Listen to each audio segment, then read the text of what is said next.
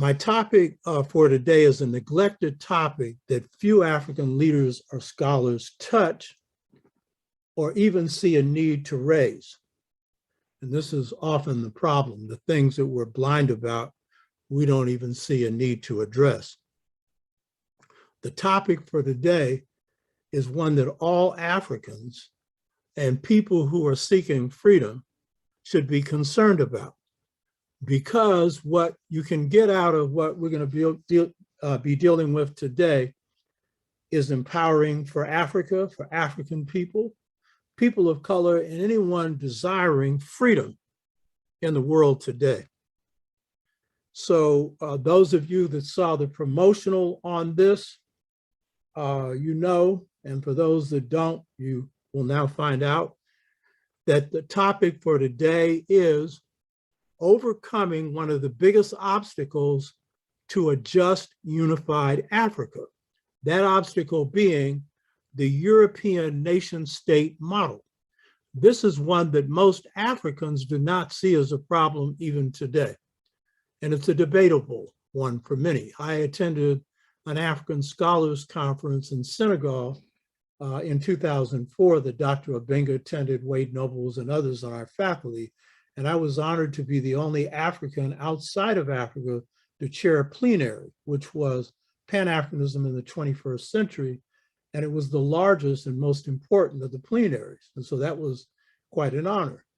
And when I started the discussion, which I only knew that I was going to chair 15 minutes before I chaired it, and I was wondering why they flew me in first class. Everybody else was, coach. And I've only flown first class 3 times because I'm not about to waste my money on first class, And then I found out. And so fortunately, being a scholar and a writer, I had taken notes on what people had said prior to this, and it pertained to the workshop I was chairing. And so there were a number of people that opened the conference: Molefi Asante, Tony Martin, who is one of the foremost experts on Marcus Garvey. His great work is Race First. He gave an opening speech.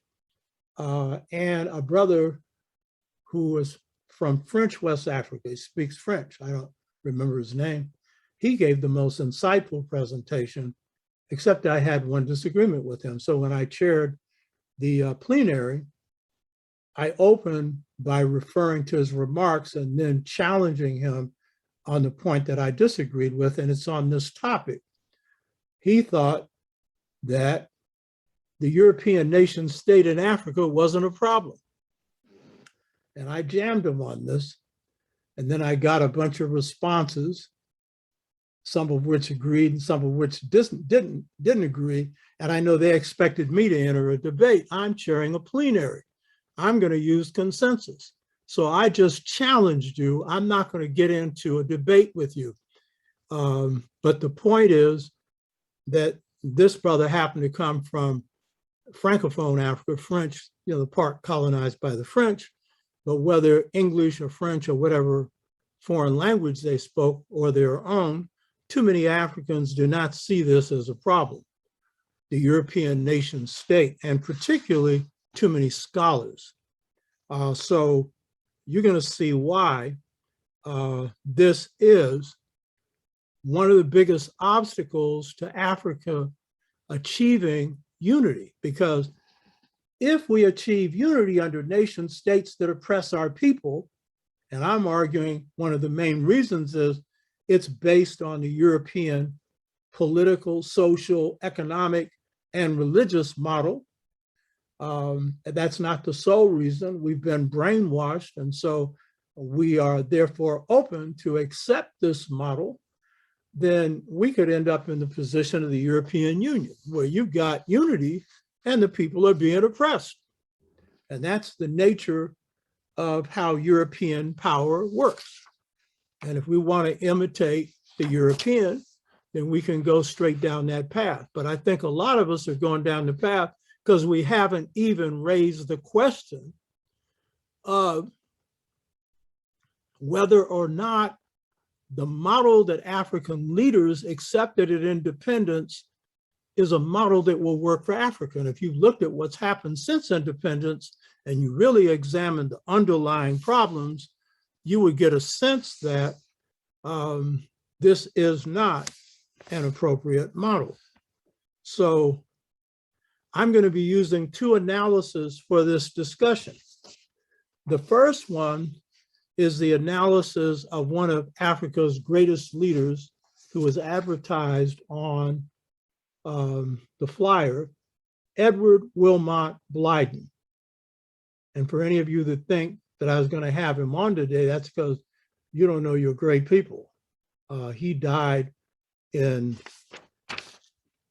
1912,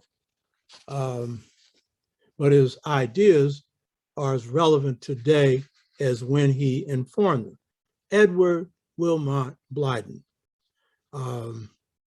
So today, I'm going to be drawing from his thoughts and some of my own. His thoughts that come from his most important writing, because among other things, he was a author, and this is a writing that hardly no one has read, African Life and Customs. African Life and Customs. I have the original publication or republication of this book done by Presence African, which was done in the 70s. I think I paid $4 for it. And then this book you see here is a book that has been printed, recently published by Black Classics Press, which is an outstanding publishing arm that operates in Baltimore, Maryland. So we're going to look at his important work, Africa Life and Customs, that very few people have read.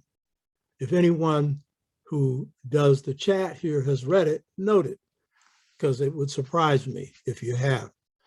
And then I'll also be looking at or using some of my own analysis on what's wrong with the state system that Africa inherited at independence. Some of this has implications for what's wrong with what's going on in the governance system, economic and political, social, and other, in this country and in the world.